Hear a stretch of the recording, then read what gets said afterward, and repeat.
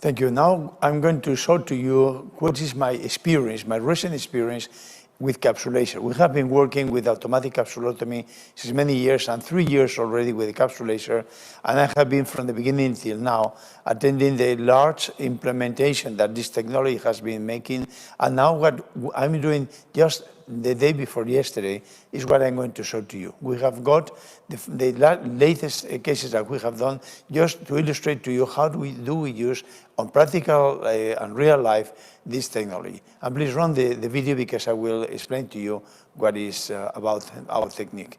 CAPSULaser has many advantages. The main one is its practicality. And now with the recent changes and improvements that have been made in the practical use of the technology, really centration, circularity, and the practicity has been very much implemented. So please go for my video, and I will show to you what we do now with this technology. So this is about the cases that we did this last Monday of this very week. I want to thank Sarah Laundry, my fellow, who was assisting me during these surgeries. It's a very easy control. You need to control only the CAPSULaser size because the energy and everything and all the other parameters are set up. This device is engaged to the microscope. It is simple, it's not bulky, doesn't make heavier the microscope, and you can manipulate the microscope as before.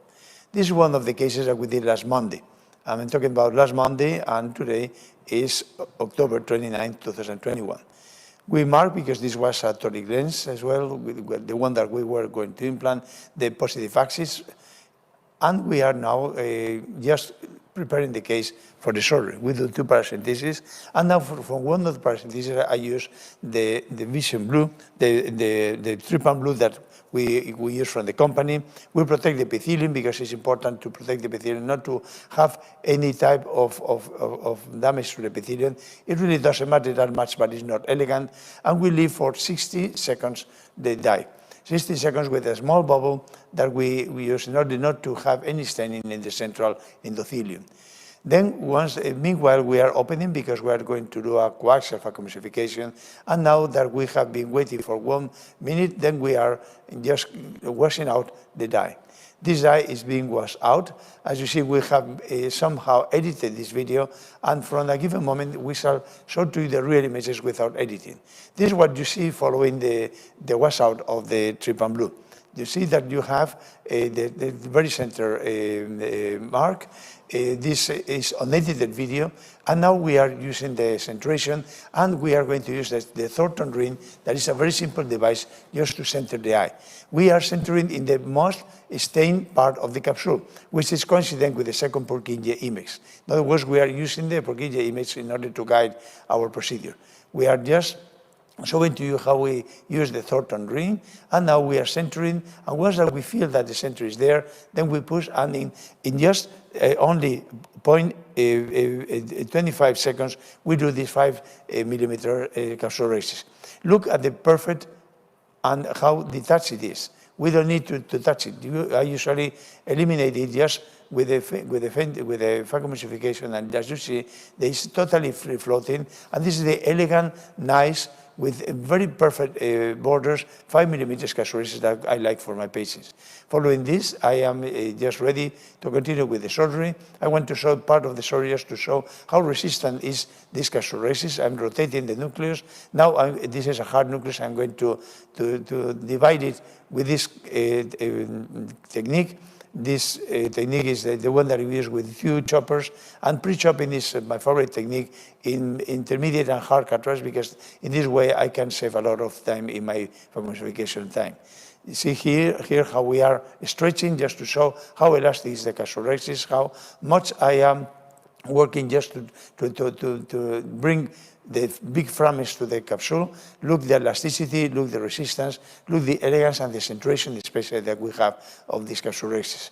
we progress. This part of the video obviously is edited, and you can see up and right where is the capsule. The capsule is rounded, stained, and the staining is more intense in the center, in the vertex of the crystalline lens, which is a landmark that indicates to you which is the second Purkinje image.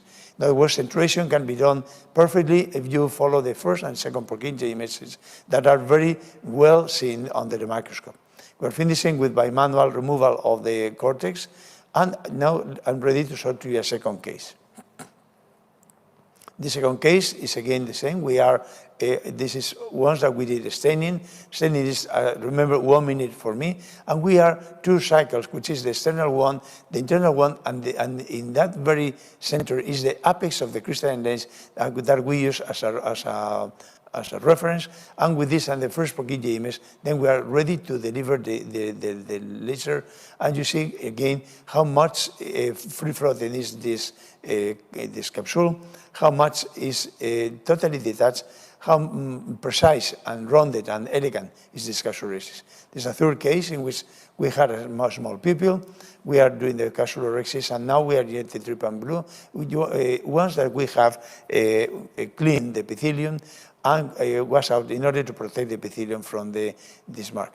You see that because the pupil was small, we are staining just the center, but even in this case, we have a clear image about what is the most stained part of the capsule, of the crystalline lens capsule, and because of this trypan blue, the intensity is really clear, and we can center in this very center that is highlighted by the high staining, and to use this second Purkinje image as the centration part, as the centration reference for our practice.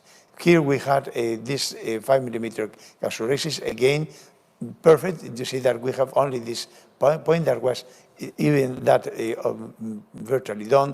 We are removing it, and now we are ready for the different maneuvers that we do with different CAPSULasers. You see that we have a daily practice with this device. I use it in every one of my cases. We have a 100% success in our cases, in normal cases. We use also this technique in special cases, especially in hard cataract or very shallow anterior chambers with 100% precision. This has changed totally our practice because formerly the development of this technique was hampered by some difficulties that now have been totally overcome. So CAPSULaser is the technique of my choice for CAPSULaser because the precision, because the regularity, because I can go from 4.8 to 5.5 millimeters at any diameter that I choose. It's a simple device, has minimal energy delivery in the capsule. I have no problems with epithelial metaplasia in the post-op, and especially it doesn't change my practice in terms of the removal of the cortex, because the cortex is not attached to the rims of the capsule, which has been made with the capsulotomy. So thank you very much, and indeed this is an ergonomic device that implements a lot my practice, and I'm sure that this will be a huge success when commercial. Thank you very much.